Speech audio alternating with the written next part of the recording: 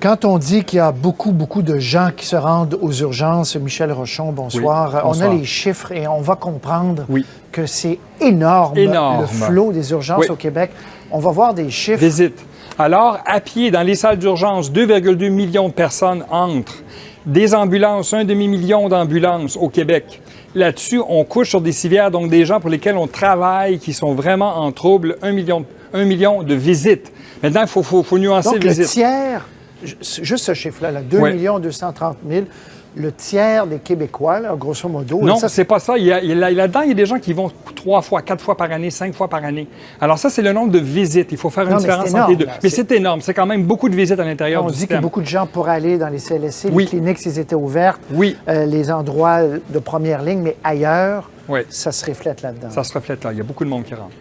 Alors, Michel, vous êtes allé pour le 3e volet à Maisonneuve-Rosemont. On dit souvent que c'est vraiment l'urgence qui déborde souvent le plus. En tout cas, c'est la plus grosse, parmi les plus grosses au pays même. Hein? Pour 2 raisons. D'abord, il y a 668 000 personnes qui sont desservies par cet hôpital-là. C'est quand même beaucoup de monde. Et on a 54 civières. C'est la plus grosse au Québec. Toute la partie est de l'île. Oui, c'est l'est de la ville. Et vous allez voir, c'est vétuste, c'est petit encore une fois, et ils sont débordés. Et vous allez voir encore des images saisissantes ce soir. Et le ministre sera avec nous tout de suite après en direct. Merci beaucoup, Michel. Merci beaucoup, Patrice. Ça me fait plaisir. 14h40. Un patient arrive à l'urgence de l'hôpital Maisonneuve-Rosemont. On lui a donné un massage cardiaque tout au long de son voyage en ambulance et on poursuit jusque dans la salle d'intervention. Une équipe l'attend pour tenter de lui sauver la vie. Pendant près de 20 minutes, on se relaie pour le masser. Okay, on va vérifier. Il y a un collet. L'objectif, redémarrer son cœur. Attends, je vais y mettre une voie centrale. Le chef de l'urgence, le docteur Éric Gagnon, observe les manœuvres. On tente de repartir son cœur, mais on n'y parvient tout simplement pas. OK, on arrête les manœuvres.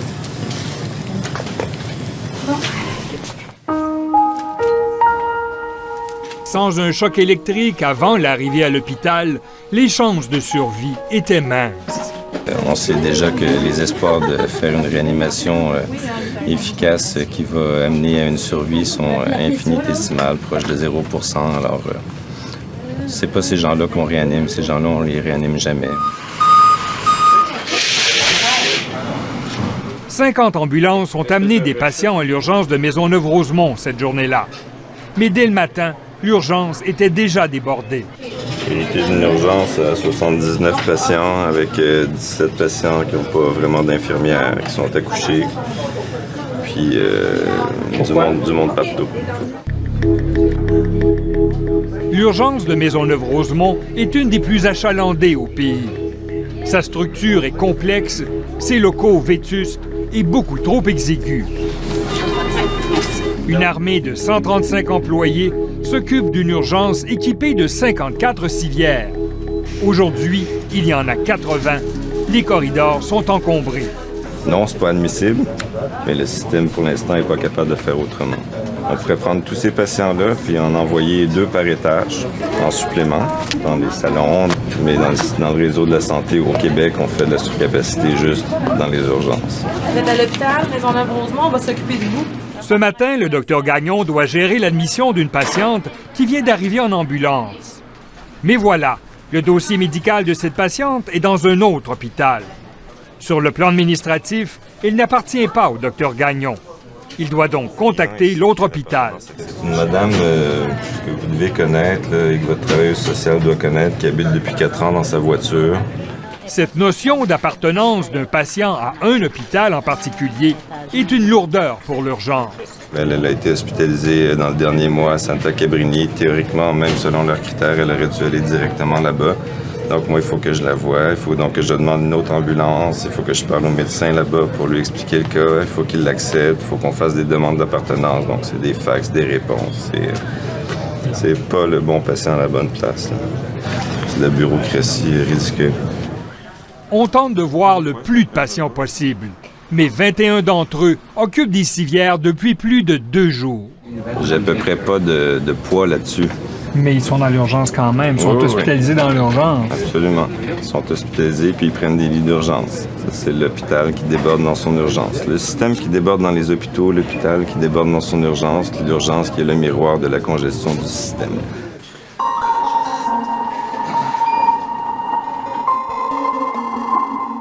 Pour désengorger l'urgence, on a pourtant construit, il y a près de 4 ans, une unité d'hospitalisation brève de 15 lits. L'objectif, sortir certains patients dans un délai de 48 à 72 heures. L'unité fonctionne très bien, mais n'arrive plus à désengorger l'urgence. Le problème, si vous voulez, c'est que notre population continue à vieillir et les cas sont de plus en plus lourds, donc l'urgence progressivement s'est recongestionnée. Aujourd'hui, il y a 30 de cas gériatriques à l'urgence, mais il n'est pas rare d'en avoir de 50 à 60 Si avant, il y avait besoin d'un spécialiste, là, il y en a besoin de 4 docteurs différents, de 4 spécialités différentes. Il y a besoin d'une travailleuse sociale, il y a besoin de quelqu'un qui va aller voir à la maison, il y a besoin de l'intervention du CLSC, il y a probablement besoin d'un hébergement temporaire parce qu'il n'est pas encore capable de rentrer chez lui. Alors, on ne parle plus du tout de la même organisation que celle dont on parlait il y a 20 ans. Face à l'état de l'urgence, le gouvernement a décidé d'investir 64 millions de dollars dans une nouvelle urgence qui sera construite d'ici 3 ans. Plus d'espace, mais sans augmenter le nombre de civières ou le personnel. La nouvelle urgence ne va pas régler un problème qui est une difficulté de fonctionnement du réseau actuel qui fait face à la pression d'une population qui vieillit et à des profils aussi de pathologie ou de conditions des clientèles qui, elles, évoluent plus rapidement que le réseau, que la capacité du réseau de s'adapter. Lise Gagnon, bonjour. À tous les jours, Lise Gagnon cherche par tous les moyens à vouloir sortir les patients dès leur entrée. C'est là le plus gros défi de l'urgence. On est rendu avec les problèmes des patients qui ne peuvent pas se mobiliser. Et c'est là qu'il faut travailler, c'est là qu'il faut aller chercher de l'aide de nos ressources communautaires. Faites du vélo, courir. Après 21 ans à l'urgence, le docteur Gagnon reste passionné malgré la charge de travail. Sauver quelqu'un ou l'aider, soulager de la douleur, faire des diagnostics, tout ça, ça reste extraordinaire.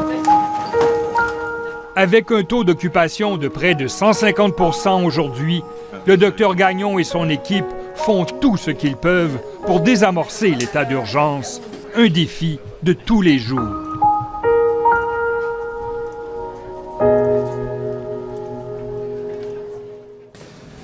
Yves Bolduc, ministre de la Santé et des Services sociaux, qui est avec nous ce soir. Monsieur Bolduc, bonsoir. Bonsoir. Monsieur Bolduc, vous venez de voir ça avec nous, ce reportage-là. Vous avez vu les 2 autres aussi qu'on a présentés cette semaine. Est-ce que les urgences, c'est un mal incurable au Québec? Bon, d'abord, la qualité des reportages est très, très bonne. Hein. Je peux vous dire, j'ai pratiqué l'urgence pendant 26 ans. C'est vraiment ce que l'on vit dans les urgences. Et non, la réponse, c'est non. C'est pas incurable. Il y a des solutions aux urgences. D'ailleurs, il y a des urgences qui étaient en difficulté auparavant, qui aujourd'hui vont très bien. C'est plus de 60 % des urgences dans lesquelles on a un contrôle, je vous dirais pas parfait, mais très, très bon.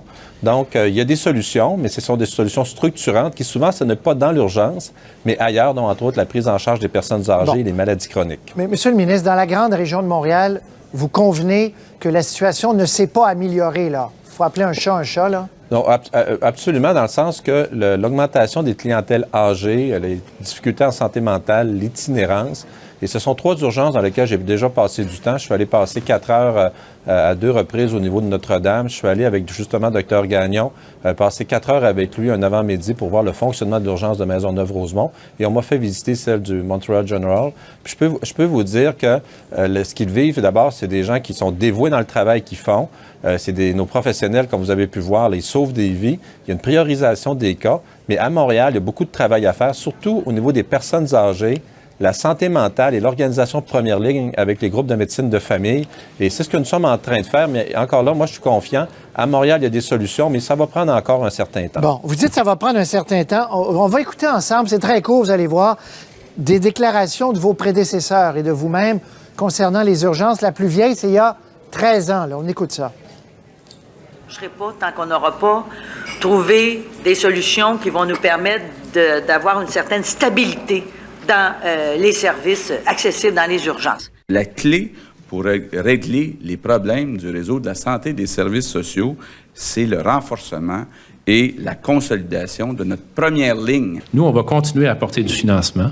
On va continuer à innover avec les cliniques réseau, avec les centres de convalescence, avec toutes les formules qu'on peut imaginer avec nos partenaires pour améliorer la situation. C'est pas quelque chose qui va changer dans une journée. On va aider plus Montréal à réussir sa transformation au niveau des personnes âgées, qui va se traduire sur les urgences. Bon, M. Bolduc, 92 personnes, 48 heures et plus aujourd'hui, 1er mars. Ça, c'est les rapports quotidiens qui viennent de votre ministère. Depuis 12 ans, vous dites, dans certaines régions, on a fait du progrès. Oui, mais dans la grande région de Montréal, où il y a une densité de population, on n'a pas fait de progrès, là. Bon, dans la région en périphérie de Montréal, on parle de Lanaudière, Laval, Laurentides. Il y a eu des améliorations au cours de la dernière année de façon très significative. Et juste la région de la Montérégie également, on a eu des grandes améliorations. Puis je voudrais que Montréal est en décalage. Montréal, cette année, d'ailleurs, on a une légère détérioration. Mais comme je vous disais, c'est qu'il y a des travaux qui se font à Montréal, dont entre autres toute la réorganisation au niveau des personnes âgées, du travail qui se fait au niveau de la santé mentale. Entre autres, on a des unités de soins intensifs à domicile qui vont aider les gens à demeurer à domicile plutôt que de venir à l'urgence. Et puis également, à Montréal, comme vous avez vu, il y en a fait mention dans le reportage. Monsieur le ministre, je ne veux pas vous... Mais pourquoi ça se... Ce que vous nous dites, c'est qu'il y a des solutions qui prennent un certain temps à se mettre en place. Mais ce que je vous demande, c'est que depuis que vous êtes ministre depuis 4 ans, la situation continue à se dégrader à Montréal. Est-ce qu'on doit accepter des urgences dans ces états-là à Montréal? Est-ce que c'est acceptable? La réponse, c'est non. Par contre, pour les solutions, c'est ça qui prend du temps à mettre en place. Puis je vais vous donner un exemple. Vous avez vu, les urgences sont vétustes à Montréal. Actuellement, l'hôpital général juif est en train d'être rénové, sont en train de construire. Vous avez Maisonneuve-Rosemont qui va également commencer à être rénové très bientôt.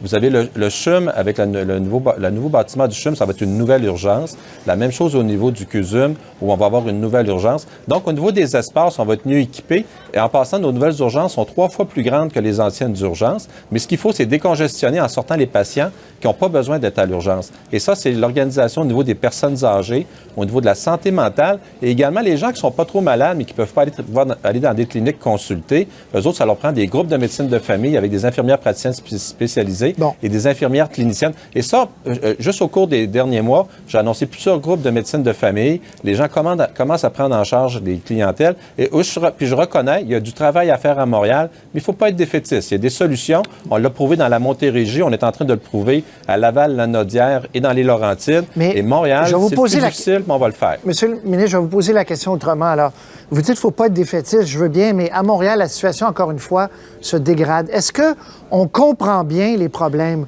Est-ce qu'on comprend bien ce qui ne marche pas dans les urgences de Montréal? Parce que dans les reportages, on parlait du manque d'infirmières, c'est très concret.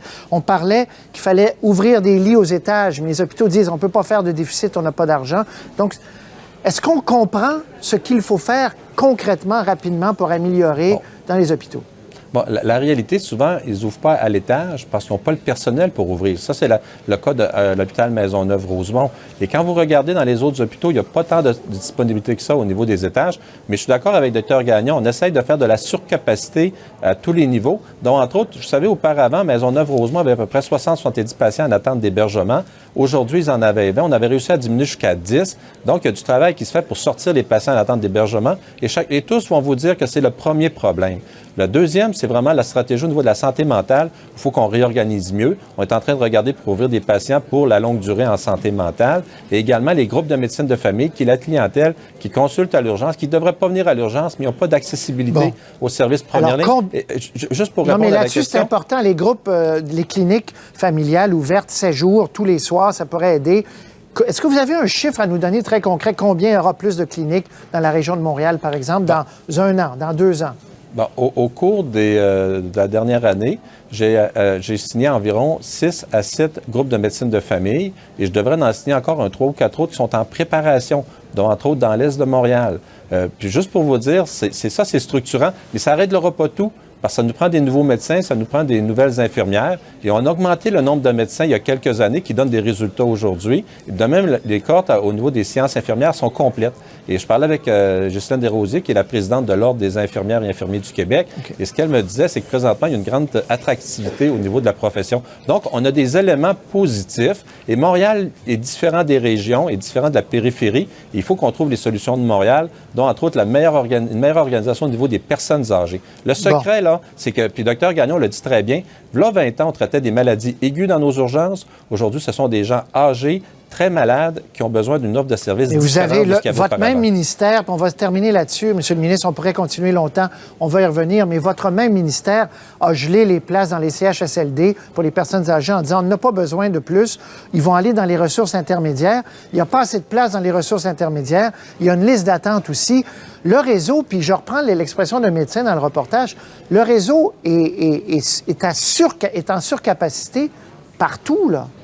D'ailleurs, une grosse problématique à Montréal, c'est que vous aviez 40 des patients qui sont dans les lits du CHSLD qui sont des cas de ressources intermédiaires. Fait que la solution, c'est d'ouvrir plus de ressources intermédiaires, ce que nous sommes en train de faire, qui va libérer des places pour les patients en attente de CHSLD dans les hôpitaux. Donc, lorsque vous faites le bon diagnostic, vous allez faire le bon traitement. Bon. Et dans cette situation-là, ça prend un certain temps. Monsieur le ministre, merci d'avoir été avec nous. On va se reparler de tout ça, évidemment, mais on voulait montrer la réalité dans 3 hôpitaux à Montréal. Puis je pense que nos reportages sont assez clairs. Les problèmes sont criants. Merci. Monsieur Roy, peut-être un dernier commentaire? Rapide, très rapide. Oui, ou très rapide. C'est pour vous dire que ce sont les 3 urgences les plus achalandées de tout le Québec. Mais je peux vous garantir qu'il y a plusieurs urgences au Québec qui vont très bien et qui fonctionnent bien, ce qui n'était pas le cas il y a 20 ans. Aujourd'hui, fonctionne bien. Puis Montréal, c'est ceux qui sont sur notre liste actuellement pour amélioration. Merci, Monsieur le ministre. Ça me fait plaisir.